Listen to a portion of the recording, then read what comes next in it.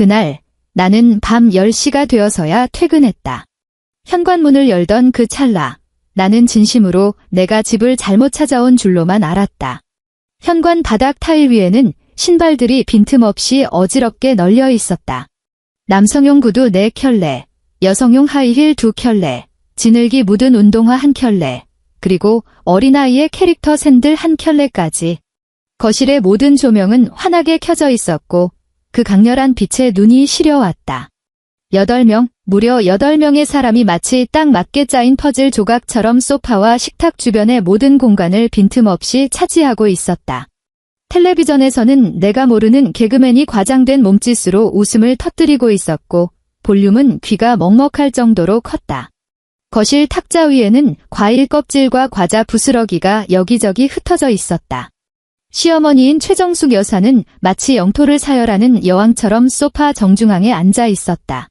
그녀는 나를 보고도 아무런 표정 변화 없이 너무나 당연하다는 말투로 툭 던졌다. 어머, 왜 이렇게 늦니? 장은 아직 안 봐왔고? 나는 현관에 선 채 미동도 하지 않았다. 손에는 묵직한 서류 가방이 들려 있었고 하이힐에 쓸린 뒤꿈치에서는 화끈거리는 통증이 밀려왔다.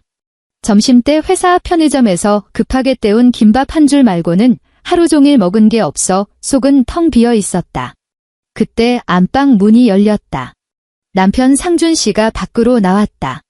그는 먼저 나를 한번 쳐다보고는 거실에 앉아있는 익숙하면서도 낯선 얼굴들을 쭉 훑었다. 그러더니 망설임 없이 내게로 직진했다. 내가 어떤 반응을 보이기도 전에 그는 차갑게 식은 내 손을 꽉 잡았다. 가자. 그의 목소리는 크지 않았지만 시끄러운 텔레비전 소리를 뚫고 선명하게 울렸다. 우리 나가서 먹자. 그 순간 거실의 모든 소음이 마법처럼 사라졌다. 개그맨의 웃음소리, 아이들의 소란, 과자 봉지를 부스럭거리는 소리까지 전부 멈췄다. 적막한 공간 속의 주방 구석에 놓인 낡은 냉장고가 내뱉는 웅웅거리는 기계음만이 공허하게 울려 퍼졌다. 이야기가 본격적으로 시작되기 전에 먼저 구독과 좋아요를 눌러주세요. 그리고 여러분은 지금 어디서 이 이야기를 듣고 계시는지 댓글로 남겨주세요. 여러분이 계신 그곳에 행복이 깃들길 바랍니다. 자, 이제 편안한 마음으로 제 이야기를 들어보세요. 그날은 목요일, 평범한 평일이었다. 우리 광고팀은 신한백화점의 다음 분기 브랜드 프로모션 기획안 때문에 눈코 뜰 새 없이 바쁜 나날을 보내고 있었다. 팀장인 나는 아침 8시에 출근하는 순간부터 신경이 한계치까지 팽팽하게 당겨진 고무줄 같았다. 회의실 화이트보드에는 키워드들이 빽빽하게 적혀 있었고 공기 중에는 커피 향과 복사지 냄새, 그리고 묵직한 압박감이 뒤섞여 있었다. 책상 위에 놓인 휴대폰이 3번 진동했다. 첫 번째는 오전 11시였다. 화면에 어머니라는 2 글자가 떴다. 나는 회의실 밖으로 나가 전화를 받았다. 서윤아. 수화기 너머의 목소리에는 별다른 감정이 실려 있지 않았다. 오늘 저녁은 뭐 할 거니? 어머니, 저 오늘 야근할 것 같아서 좀 늦을 것 같아요. 알았다. 어머니는 내 말이 끝나기도 전에 전화를 끊어버렸다. 그걸로 끝인 줄 알았다. 하지만 오후 3시 휴대폰이 다시 진동했다. 역시 어머니였다. 아가씨네 식구들도 오기로 했다. 서영이가 새로 사귄 남자친구 데려와서 인사시킨다네. 네, 어머니. 그런데 제가 정말 몇 시에 갈 수 있을지 확실하지 않아서요. 응. 짧은 대답 뒤에 바로 뚜 소리가 들렸다. 회의실로 돌아오니 팀원들이 광고 카피 한 줄을 두고 치열하게 논쟁 중이었다. 나는 아이스 아메리카노를 크게 한 모금 들이켰다. 위장에서부터 치밀어 오르는 짜증을 억누르려 애썼다. 결혼하고 3년 동안 이런 주말은 이미 일상이 되어버렸다. 시부모님은 경기도 수원에 사시는데 서울이 아주 가깝지는 않지만 늘 근처에 올 일이 있다며 들르시곤 했다. 더 정확히 말하자면 우리 집 아래층에 사는 막내 아들, 그러니까 내 시동생 상혁이네를 보러 오시는 길이었다. 상혁이네 네 식구는 이 아파트 7층에 살고 우리 집은 16층이다. 그 집은 3년 전 시아버님이 상준 씨와 내 명의로 대출을 받아 사주신 집이다. 젊은 사람들에게 투자 기회를 준다는 명목이었지만 계약서를 쓴 순간부터 매달 나가는 대출 원리금은 상준 씨와 나의 공동 계좌에서 빠져나갔다. 시댁 식구들은 그 사실을 마치 약속이라도 한 듯 잊어버린 모양이었다. 그래서 매주 주말마다 아래층 아들을 보러 왔다가 당연하다는 듯 위층 우리 집으로 올라와 자리를 잡았다. 내가 정갈하게 차려낸 육첩반상을 기다리면서 말이다. 배불리 먹고 술까지 한 잔씩 걸치고 나면 모두가 거실 소파에 파묻혀 내 요리 솜씨를 품평하며 텔레비전을 봤다. 그동안 나는 주방에서 산더미처럼 쌓인 설거지거리와 사투를 벌이며 밤늦게까지 뒷정리를 해야 했다. 아무도 그것이 잘못되었다고 생각하지 않았다. 상준 씨가 몇 번 말을 꺼내봤지만 시어머니는 단 한마디로 입을 막았다. 한 가족끼리 너무 야박하게 구는 거 아니냐고 말이다. 저녁 8시, 회의는 절정에 달했다. 휴대폰이 세 번째로 불을 밝혔다. 여전히 어머니였다. 이번에 나는 화면을 바라보기만 할 뿐 움직이지 않았다. 어두운 회의실 구석에서 깜빡이는 불빛이 마치 나를 감시하는 눈동자 같았다. 전화기 너머에서 무슨 말이 나올지 뻔했다. 팀장님, 괜찮으세요? 창백해진 내 얼굴을 보며 옆자리의 후배가 낮게 물었다. 괜찮아. 나는 쉬어버린 목소리로 대답했다. 펜을 쥐고 수첩에 무언가 적는 신용을 했지만 사실 내 손가락은 매끄러운 펜대를 부러뜨릴 듯 움켜쥐고 있었다. 손바닥에서 배어나온 땀 때문에 펜대가 축축하게 젖어 들어갔다. 회의는 밤 9시 반이 되어서야 끝났다. 회사를 나설 때 나는 온몸의 진이 다 빠져나간 기분이었다. 집으로 가는 지하철 안에서 차가운 창문에 머리를 기댄 채 빠르게 지나가는 도시의 불빛을 멍하니 바라봤다. 머릿속은 하얗게 비어 있었다. 지하철역을 나왔을 때 집 냉장고에 재료가 남았는지 생각할 기운조차 없었다. 본능적으로 아파트 단지 입구마트에 들러 뭐라도 사야겠다는 생각뿐이었다. 진열대 위 신선한 소고기가 붉은 빛을 띠고 있었다. 어머니의 세 번째 전화는 아마 이 말을 하고 싶었을 것이다. 소고기 좀 사오라고.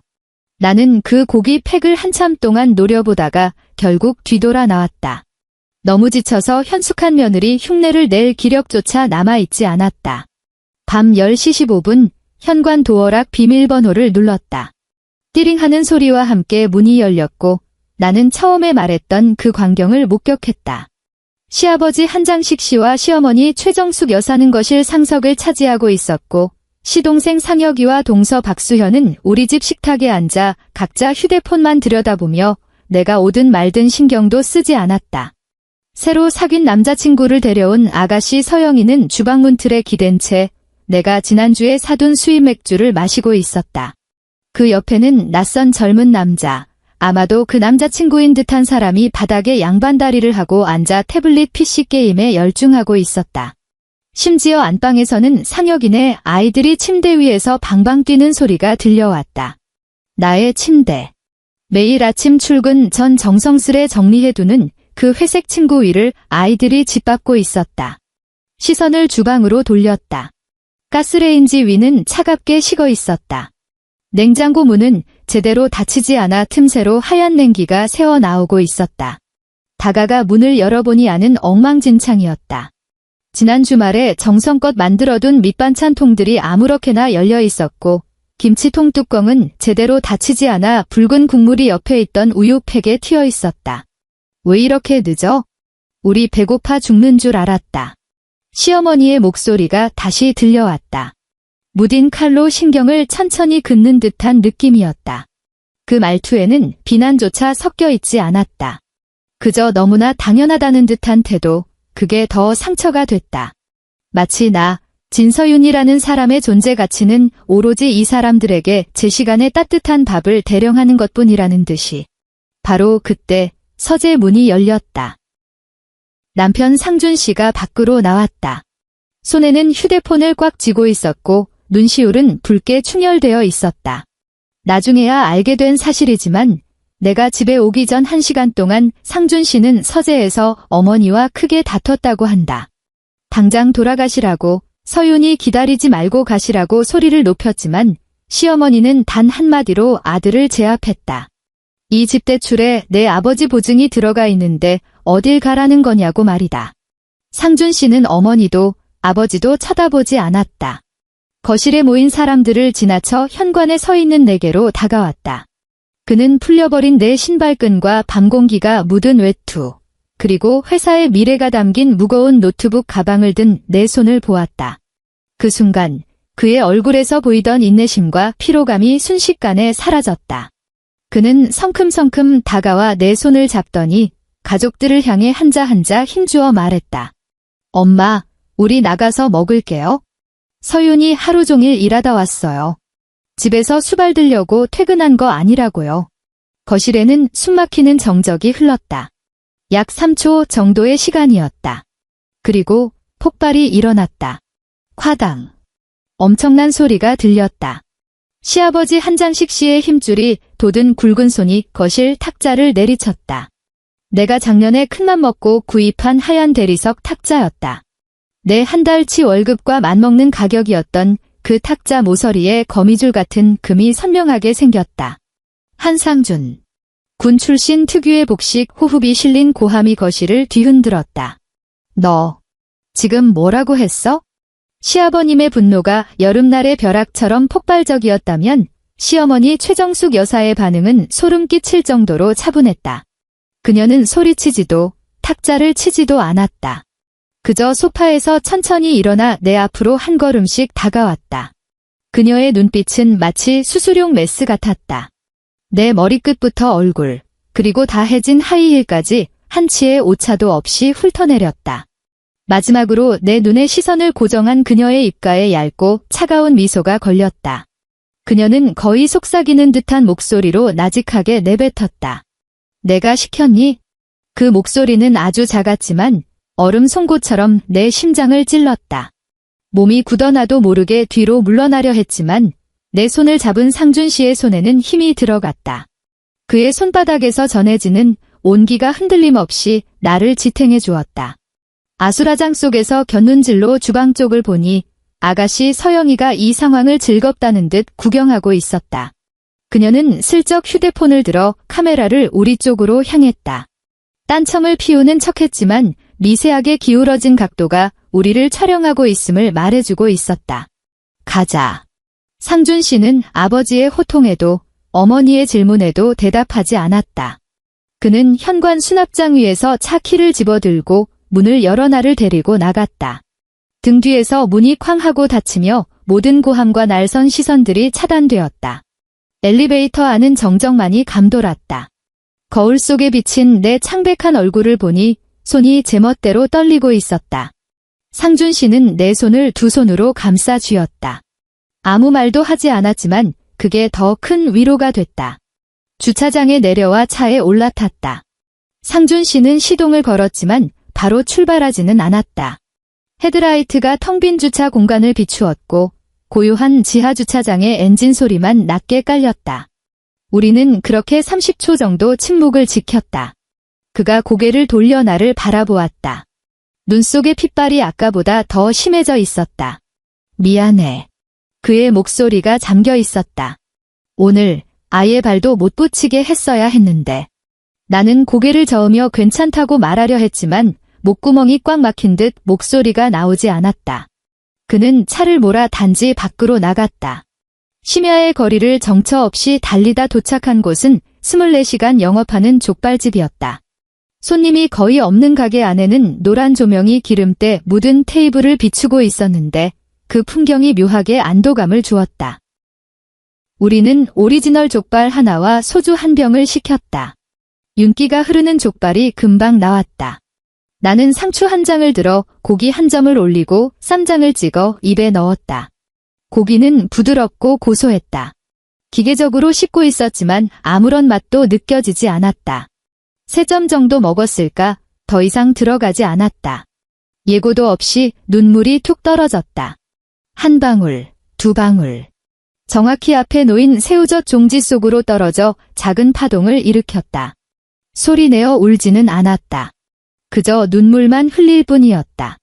상준 씨는 맞은편에 앉아 달래거나 휴지를 건네지 않았다. 그저 자신의 잔을 채워 단번에 비워낼 뿐이었다. 다시 채우고 또 비웠다. 그날 밤 우리는 집에 들어가지 않았다. 상준 씨는 근처 무인태를 잡았다. 씻고 나서 낯선 침대에 누우니 은은하게 풍기는 소독약 냄새가 오히려 마음을 편안하게 했다. 내가 등을 돌리고 눕자 그가 뒤에서 나를 가만히 안아주었다. 자자. 그가 귓가에 속삭였다. 내일은 다 괜찮아질 거야? 눈을 감았지만 잠은 오지 않았다. 어머니가 던진 내가 시켰니라는 말이 주문처럼 귓가에 맴돌았다. 다음 날 아침 7시 협탁 위에 둔 상준 씨의 휴대폰이 요란하게 진동했다. 화면에는 아버지라는 글자가 깜빡였다. 한참을 울리다 끊겼지만 몇 초 뒤 다시 끈질기게 진동이 시작됐다. 한 번, 두 번, 무려 6번이었다. 7번째에는 내 휴대폰이 울렸다. 시동생 상혁이었다. 망설이다 전화를 받았다. 옆에 있던 상준 씨도 눈을 떴다. 형수님. 전화가 연결되자마자 쇳소리 섞인 불만 가득한 목소리가 터져나왔다. 지금 집안 꼴을 어떻게 만드신 거예요? 내가 대답할 틈도 없이 그는 말을 쏟아냈다. 엄마 어제 밤새 우셔서 혈압이 180까지 올라갔대요. 아버지도 화나서 한숨도 못 주무셨고요. 아니, 그 밥 한 끼 차리는 게 그렇게 힘들어요? 형수만 회사 다녀요. 내 와이프 수연이는 전업주부로 애 둘 키우면서 힘들단 소리 한 번 안 해요. 형수 때문에 어제 우리 식구들 다 굶고 수원 내려갔다고요. 이게 말이 돼요? 그의 말 한마디 한마디가 독 묻은 화살처럼 박혔다. 휴대폰을 쥐고 있는 손끝까지 피가 식는 기분이었다. 30 넘은 성인들이 왜 자기 처자식 먹일 밥을 스스로 해결하지 못하느냐고, 일도 안 하는 동서는 왜 손 하나 까딱 안 했느냐고 따지려던 찰나. 상준 씨가 내 휴대폰을 낚아챘다. 그는 전화를 귀에 대고 차가운 목소리로 딱 한마디만 내뱉었다. 앞으로 할 말 있으면 나한테 해. 그러고는 바로 전화를 끊고 전원까지 꺼버렸다. 신경 쓰지 마. 그가 휴대폰을 던져두며 나를 보았다. 오늘 우리 아무데도 안 가고 여기 있을 거야? 하지만 전쟁은 이제 시작이었다.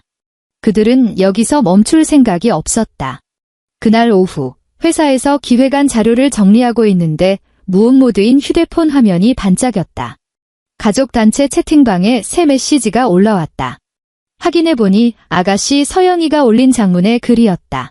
친척 어른들, 제가 너무 속상해서 한 말씀 올릴게요. 우리 상준 오빠가 요즘 새언니한테 완전히 가스라이팅 당한 것 같아요. 어제 저희 부모님 모시고 상혁 오빠네랑 다 같이 오빠 집에 갔거든요.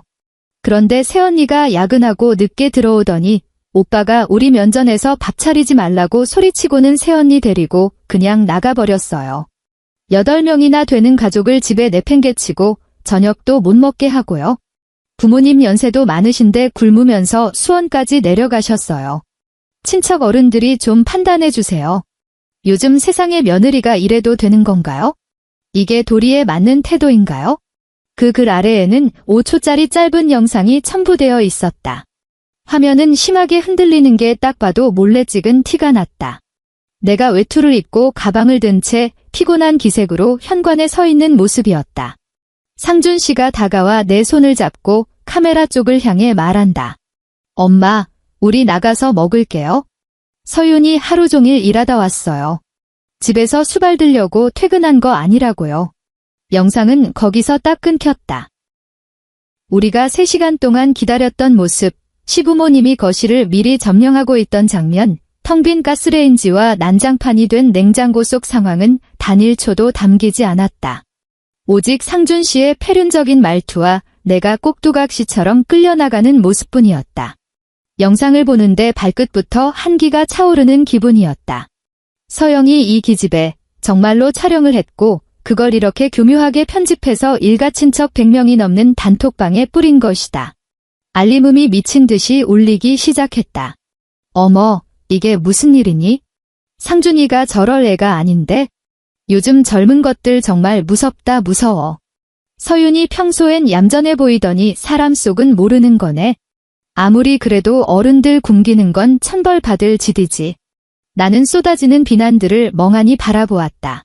답장은 하지 않았다. 조용히 채팅방을 나왔고 그 영상과 글을 캡처해서 따로 저장해 두었다. 예감이 들었다. 이건 단순히 가족 간의 다툼이 아니었다.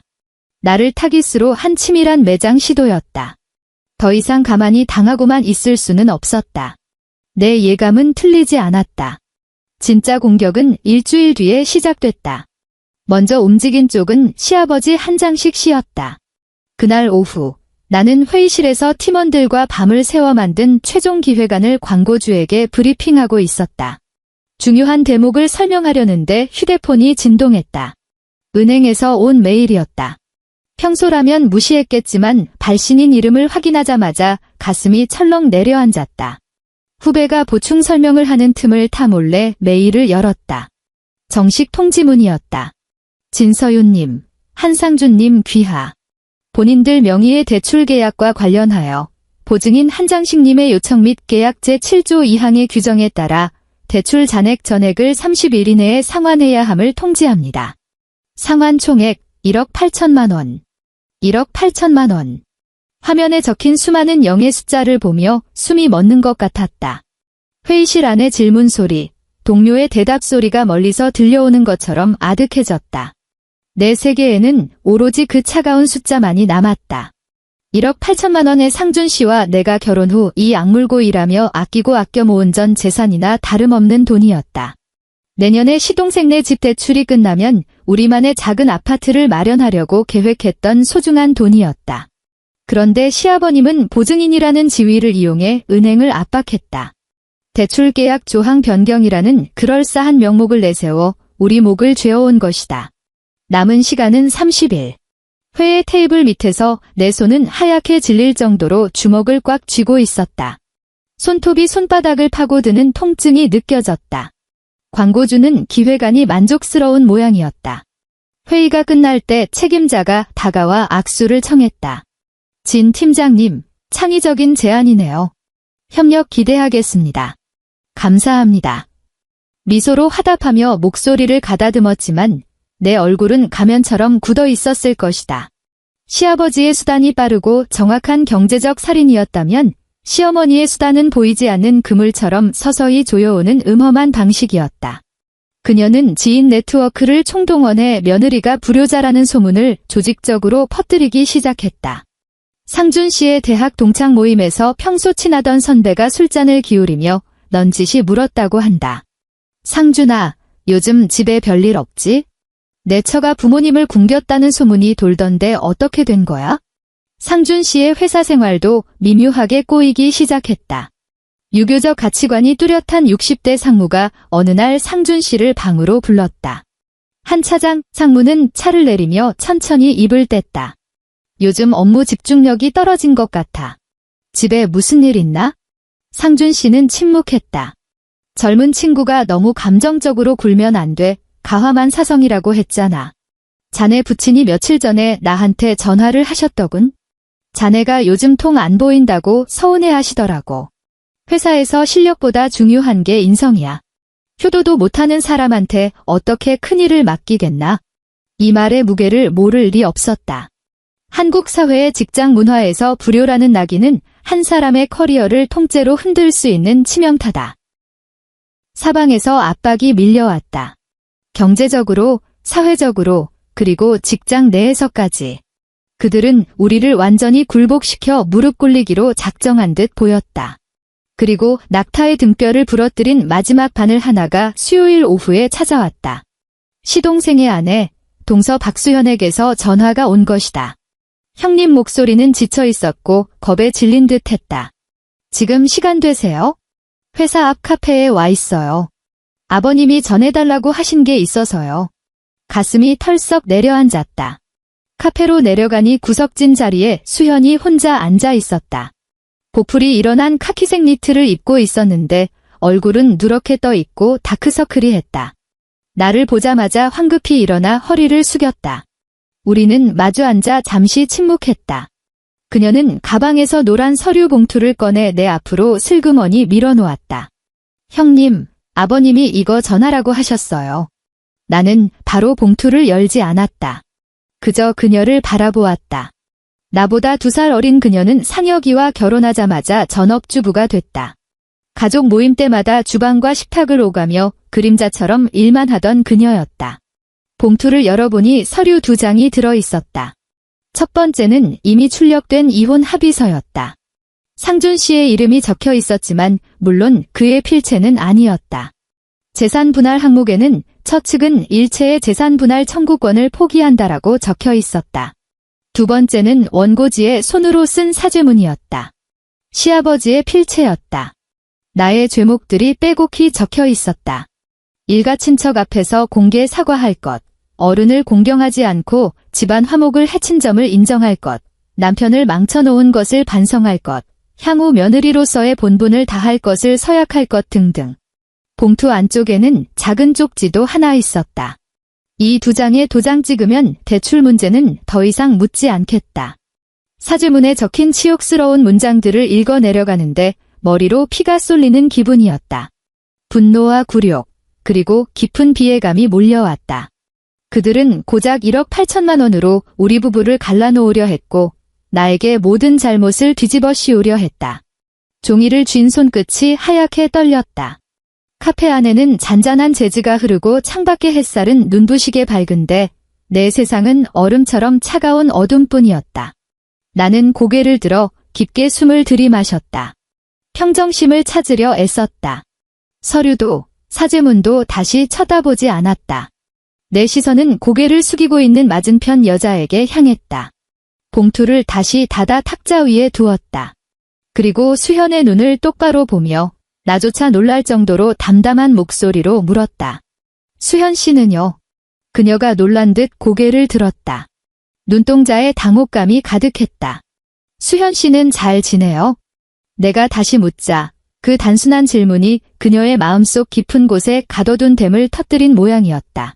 수현의 눈시울이 순식간에 붉어졌다. 입술을 파르르 떨며 참아보려 했지만 눈물은 끝내 뺨을 타고 흘러내렸다.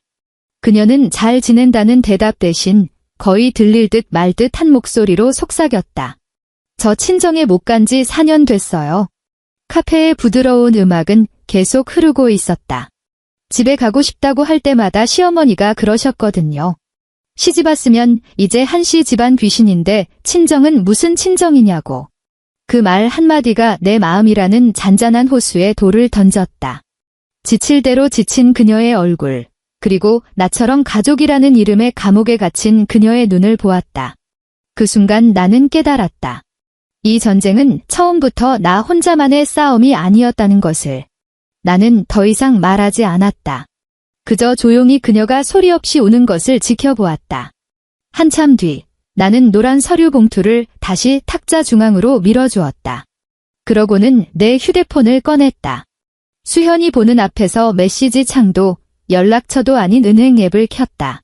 지문 인식을 하고 로그인을 했다. 거래 내역 조회로 들어가 기간을 3년 전으로 설정했다. 상혁이가 집을 샀던 그달부터였다. 화면에 이체 내역들이 줄지어 올라왔다. 나는 손가락으로 화면을 천천히 내렸다. 드디어 내가 찾던 지점에 멈췄다. 20XX 년 X월 X일. 받는 분 한상혁.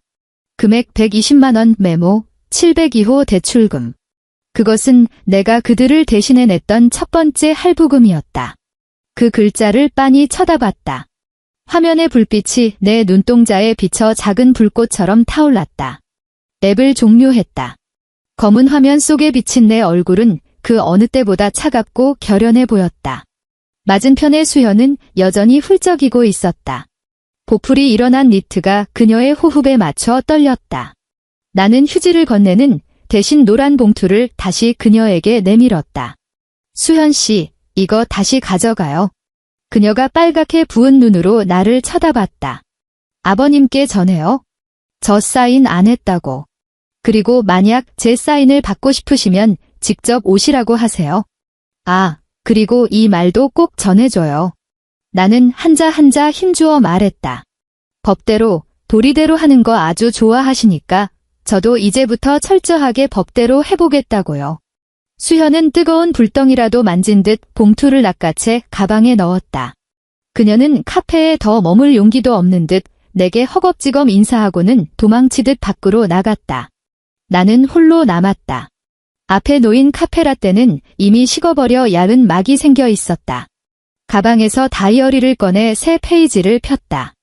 그리고 맨 위에 딱 2글자를 적었다. 리스트. 그 후 3일 동안 나는 정밀하게 작동하는 기계처럼 움직였다. 퇴근 후 매일 밤 서재 컴퓨터 앞에 앉았다.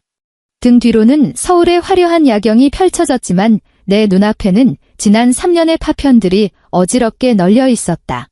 먼저 상준 씨와 나의 공동 계좌에 접속했다. 고요한 새벽녘의 마우스 클릭 소리가 유난히 크게 들렸다. 상혁이가 집을 산 그달부터 지금까지의 이체 내역을 샅샅이 뒤졌다. 상혁이에게 보낸 모든 이체 기록을 캡처하고 저장하고 파일명을 정리했다. 120만 원, 120만 원, 120만 원. 이 규칙적인 숫자들은 지난 36개월 동안 단 한 번도 빠짐없이 우리 지갑에서 빠져나갔다. 우리 미래의 초석이 되었어야 할 돈들이 기생충의 먹이가 되어버린 셈이었다. 총액 4,320만 원. 다음은 생활비였다. 가계부 앱을 열어 시어머니가 오시기 전 마트에서 장을 본 기록들을 정리했다. 한우, 전복, 고가의 과일들, 맥주 박스들. 수원에 사시면서도 서울에 올 때마다 기름값이나 용돈 명목으로 뜯어간 돈들도 기록했다. 마트 계산대 앞에 서서 기다리던 지루한 시간들, 무거운 봉투를 들고 아파트 언덕을 오르던 피로감을 숫자로 환산했다. 월 평균 65만 원, 3년치.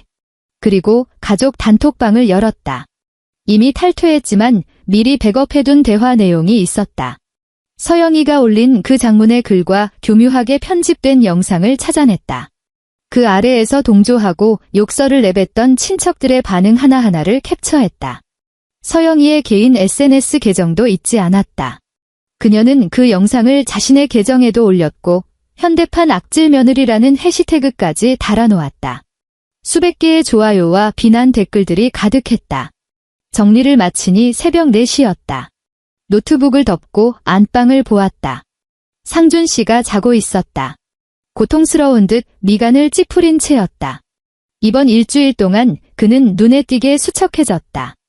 회사에서 상무에게 불려다니고 집에서는 부모님의 전화 폭탄을 견뎌야 했으니 그 고통이 오죽했을까? 창문을 조금 열었다. 새벽의 찬 공기가 방 안에 정체된 피로를 씻어주었다. 한강 쪽을 바라보며 결심했다. 단순한 증거만으로는 부족하다. 이 세상에서 약자의 호소는 소음일 뿐이지만 강자의 반격은 심판이 된다.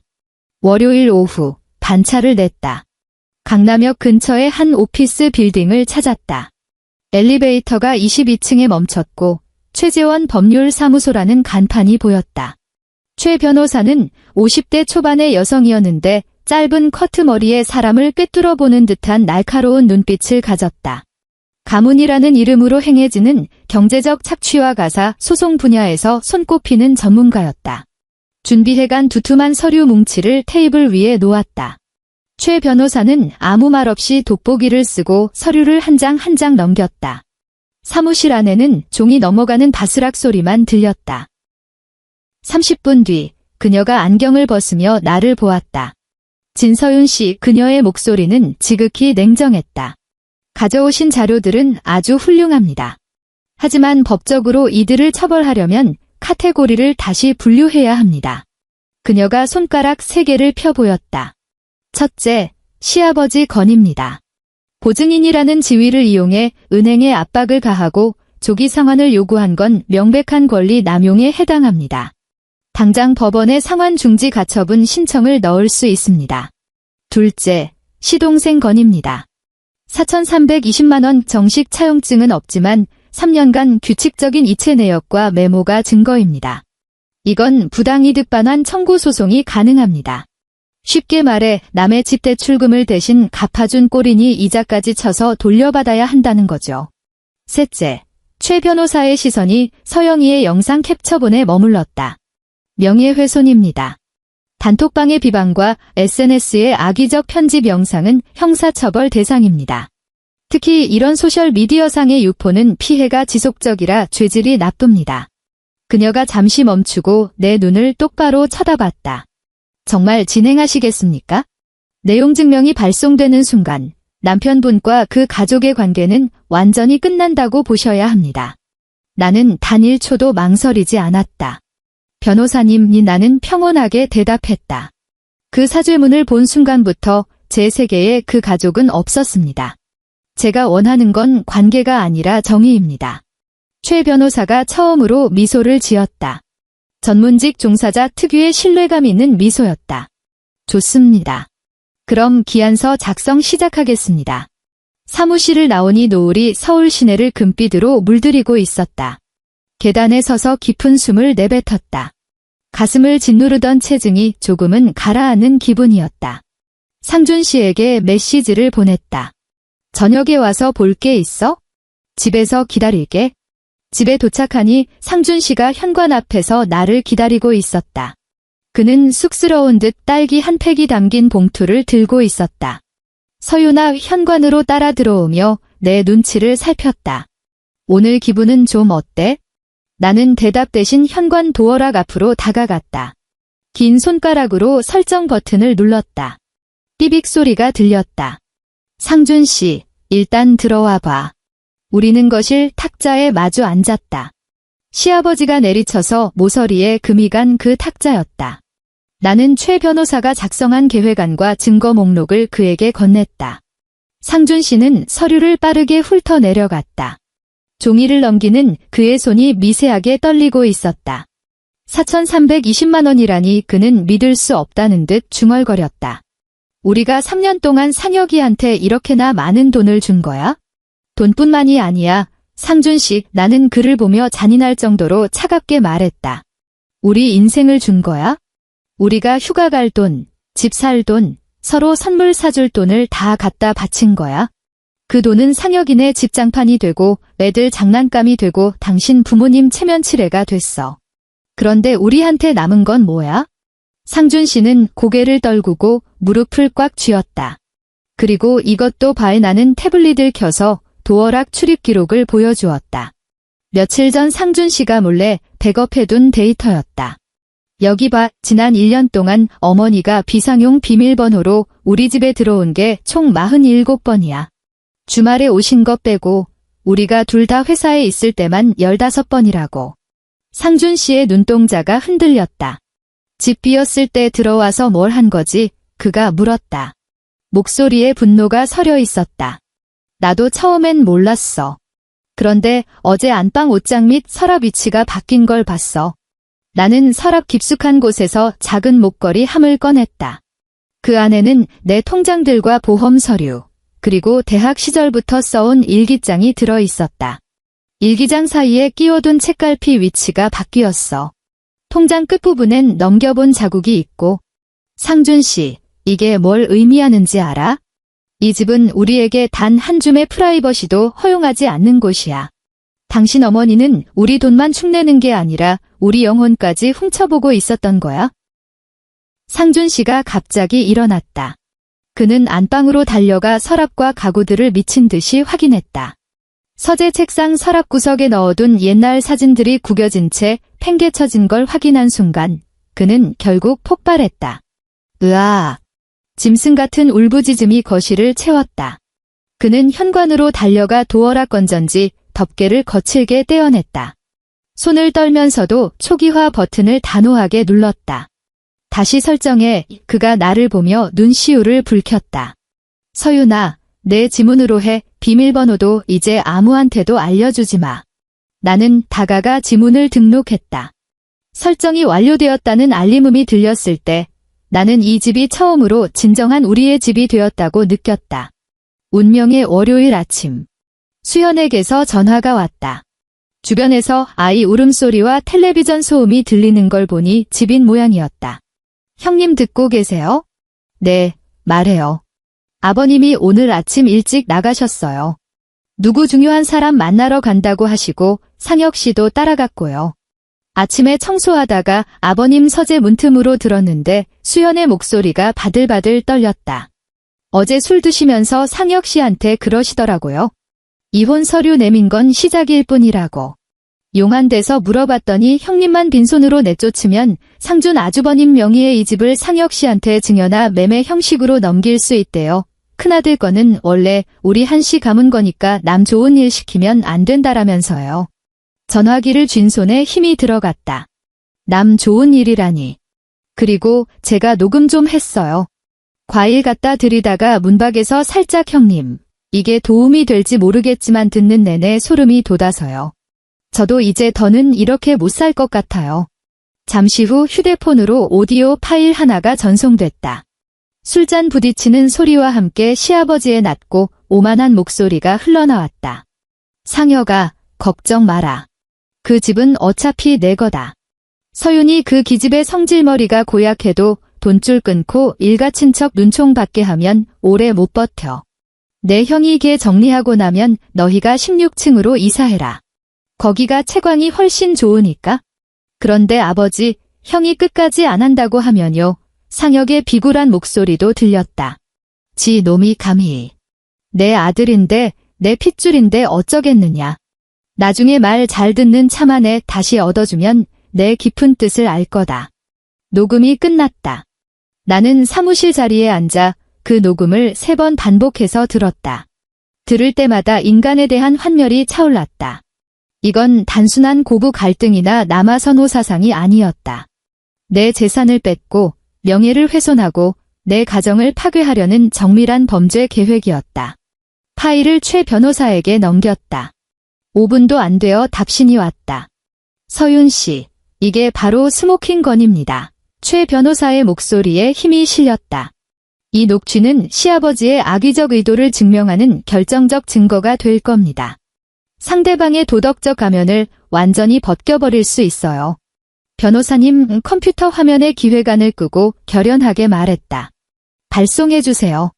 알겠습니다. 내용 증명이 발송되던 날 서울엔 차가운 비가 내렸다. 네 통의 똑같은 내용 증명이 특급 우편으로 4곳에 전달됐다. 수원의 시댁, 아래층 상혁이네, 서영이가 근무하는 치과, 그리고 서영이 남자친구의 회사까지. 그 봉투가 열렸을 때의 풍경이 눈앞에 그려졌다. 첫 번째 충격은 시아버지로부터 왔다. 저녁 7시 상준 씨의 휴대폰이 울렸다. 그는 화면을 보더니 망설임 없이 수신 거부를 누르고 차단했다. 곧바로 내 폰이 울렸다. 화면 위 시아버지라는 세 글자를 보며 비릿한 미소를 지었다. 전화를 받았다. 네. 진서윤. 너 미쳤냐? 시아버지의 고함이 수화기를 뚫고 터져나왔다. 분노로 인해 목소리까지 뒤집혀 있었다. 내용 증명. 감히 가족한테 법적 대응을 해. 너 그러다 천벌 받는다. 아버님, 나는 이해에 바르지만 얼음처럼 차갑게 말을 끊었다. 내용에 이의가 있으시면 제 법률 대리인인 최지원 변호사에게 연락하십시오. 번호는 서류 하단에 있습니다. 그리고 지금부터 모든 통화는 녹음됩니다. 방금 말씀하신 천벌이라는 단어도 공포심 조작 및 협박의 증거로 채택될 수 있음을 알려드립니다. 전화 너머에서 갑자기 소리가 뚝 끊겼다. 거친 숨소리만 들려왔다. 이 독한 것 그가 신음하듯 내뱉고는 전화를 끊어버렸다. 두 번째 충격은 서영이었다. SNS에 올렸던 영상은 내용 증명을 받은 지 1시간 만에 삭제됐다. 하지만 이미 늦었다. 최 변호사가 모든 체증을 끝낸 뒤였다. 서영이는 나에게 미친 듯이 메시지를 보냈다. 새언니, 정신 나갔어요. 그냥 장난 좀 친 거 가지고 명예훼손? 손해배상 3천만 원. 강도예요. 엄마가 시켜서 찍었니? 아니면 내가 좋아서 올렸니? 이제 와서 그런 말이 무슨 소용이야. 내 남자친구 회사로도 서류 갔을 텐데 가서 해명이나 잘해. 나는 이 한마디를 끝으로 그녀를 차단했다. 진짜 붕괴는 집안 내부에서 시작됐다. 가족이라는 명목하에 장남부부를 착취하며 유지되던 그 견고한 결속력은 법과 돈이라는 현실 앞에 종이장처럼 구겨졌다. 가장 먼저 튀어오른 건 서영이었다. 수현의 말에 따르면 서영이는 수원집에서 어머니와 대판 싸웠다고 한다. 다 엄마 때문이야. 왜 영상 찍으라고 시키고 단톡방에 올리라고 해서 내 인생 망쳐. 남자친구 상사가 내용 증명 보고 나보고 무서운 여자라고 헤어지재. 내 조건 좋은 남자 놓치면 엄마가 책임질 거야? 늘 냉정하게 상황을 주도하던 최정숙 여사도 이번엔 당황한 기색이 역력했다. 상준 씨에게 연락하려 했지만 모든 수단이 차단된 상태였다. 그녀는 급기야 광역버스를 타고 서울 우리 집까지 찾아와 문을 두드렸다. 상준아. 한상준. 너 이놈 당장 나와. 이 불효자 자식아. 마누라가 시킨다고 애미를 고소해? 상준 씨는 거실 소파에 앉아 물 한 잔을 들고 문밖의 소동을 가만히 듣고 있었다. 그의 표정은 평온했다. 장남의 책임이라는 이름으로 평생을 짓눌러온 그 족쇄가 저 비명 속에 한 조각씩 부서지고 있었다. 경찰 부를까? 내가 다가가 옆에 앉으며 물었다. 상준 씨는 고개를 저었다. 그냥 그가 낮게 속삭였다. 자기가 키운 아들이 어떻게 차갑게 변하는지 끝까지 보라고 해. 밖에서의 고함은 30분 동안 이어지더니 흐느낌으로 변했고 이내 조용해졌다. 문 앞에는 그녀가 분노로 짓밟고 간 발자국만 남았다. 아래층 상역인의 상황은 더 처참했다. 4,320만 원을 당장 뱉어내지 않으면 집이 가압류되고 경매에 넘어갈 수도 있다는 사실을 알게 된 상역은 완전히 이성을 잃었다. 직업도 없고 모아둔 돈도 없는 그에게 그 금액은 천문학적인 숫자였다. 그는 수현과 미친 듯이 싸우기 시작했다. 너 다 알고 있었지? 형수랑 짠 거 아냐? 상역 씨, 정신 좀 차려. 수현의 비명 섞인 외침이 우리 집 바닥을 타고 올라왔다. 그거 형님이랑 아주버님이 3년 동안 피땀 흘려 모은 돈이야. 그걸 왜 당연하겠어? 이제 와서 누굴 탓해. 그 격렬한 부부싸움 끝에 수현은 결단을 내렸다. 결혼 반지를 식탁 위에 던져두고 아이 둘의 집만 챙겨 친정으로 가버린 것이다. 다음 날 상역이 받은 건 사과가 아니라 수현이 제출한 이혼 조정 신청서였다. 화목과 도리를 내세우던 한씨 가문은 일주일도 안 되어 모래성처럼 무너져 내렸다. 소송 과정은 예상보다 길었지만 순조로웠다. 최 변호사의 전략 앞에 시아버지의 가부장적 권위는 법정에서 아무런 힘을 쓰지 못했다. 특히 그 녹취록이 재생되던 날, 남 좋은 일 시키면 안 된다느니, 돈줄을 끊어야 한다느니 하는 말이 흘러나오자 방청석에서는 싸늘한 야유가 터져나왔다. 판사는 혐오가 가득한 눈빛으로 시아버지를 쳐다보았다. 최종 판결문이 나오던 날, 서울 하늘은 유난히 맑았다. 사무실에서 최 변호사가 보내준 메시지를 확인했다. 판결 내용은 다음과 같았다. 첫째, 피고 한상혁은 원고 진서윤, 한상준에게 부당이득금 총 4,830만 원과 이자를 30일 이내에 지급할 것. 둘째, 피고 최정숙, 한서영은 명예훼손 혐의로 원고 진서윤에게 각각 1,500만 원씩 배상할 것. 셋째, 보증인 한장식의 대출금 조기 상환 청구는 기각하며 기존 대출 계약을 정상 이행할 것. 차가운 법적 문구들을 읽어 내려가는데 예상했던 환희는 없었다. 대신 깊은 피로감과 모든 것이 끝났다는 안도감이 밀려왔다. 나는 휴대폰을 내려두고 다시 기획안 수정에 집중했다. 삶은 계속되어야 하고 내일 있을 브리핑은 이 숫자들보다 더 중요하니까. 6개월 뒤, 우리는 이사를 했다. 숨막히는 기억이 가득한 그 집을 팔았다. 상혁이가 돈을 다 갚지 못해 결국 경매를 통해 그 집 지분 일부를 우리가 가져오는 복잡한 과정이 있었지만 그 결과로 합정동의 작은 아파트 전세금을 마련할 수 있었다. 새 집은 조용한 골목 안에 있었다. 크지는 않았지만 넓은 베란다가 있어 멀리 한강이 보였다. 가장 중요한 건 이 집의 비밀번호는 오직 상준 씨와 나만 안다는 사실이다. 비상용 열쇠도, 불청객도, 끝없는 도덕적 착취도 없는 우리만의 공간. 어느 토요일 아침, 부드러운 햇살이 원목 바닥을 비추고 공기 중엔 고소한 커피 향이 감돌았다. 나는 오픈 주방에서 프라이팬에 계란을 깨뜨렸다. 치! 달걀물이 달궈진 기름 위에서 기분 좋게 부풀어 올랐다. 상준 씨는 베란다에서 작은 분무기로 화초에 물을 주고 있었다. 요즘 그의 표정은 결혼 초보다 훨씬 밝아 보였다. 상무의 압박이 심했던 직장을 그만두고 활기 넘치는 스타트업으로 옮긴 덕분이었다. 그때 탁자 위에 놓인 휴대폰이 짧게 진동했다. 화면을 보니 이름 없는 번호가 깜빡이고 있었다. 하지만 나는 그 번호를 안다. 시어머니였다. 판결이 확정된 뒤로 그녀는 가끔 전화를 걸어왔다. 아버지가 아프다느니, 상혁이가 이혼하고 폐인처럼 산다느니, 서영이가 배상금 내느라 빚더미에 앉아 결혼도 못한다느니 하는 넋두리를 늘어놓으려 말이다. 나는 그 깜빡이는 화면을 가만히 바라보았다. 전화는 한참 동안 울렸다. 받지도 않았고 끊지도 않았다. 그저 손을 뻗어 휴대폰 화면이 바닥으로 향하게 뒤집어 놓았을 뿐이다. 서윤아, 계란 타겠다. 상준 씨가 웃으며 고개를 내밀었다. 알았어요. 나는 뒤돌아 프라이팬 속 노릇하게 익어가는 달걀 프라이에 집중했다. 창밖의 서울 하늘은 눈부시게 푸르렀고 한강 위로 새 몇 마리가 자유롭게 날아갔다.